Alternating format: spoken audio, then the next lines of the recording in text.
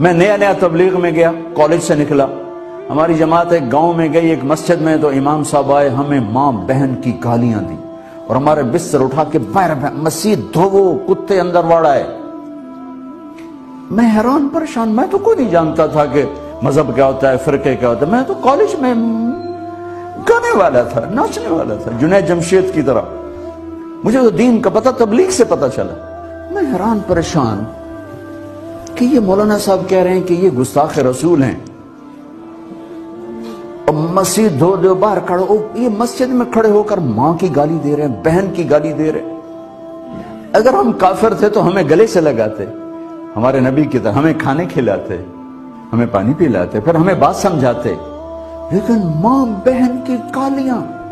ہم پنجاب کے زمیندار ہیں، گالی دینا ہماری سرشت میں ہے، لیکن مسجد میں کانپ جاتے تھے کہ کسی کو الو کا پٹھا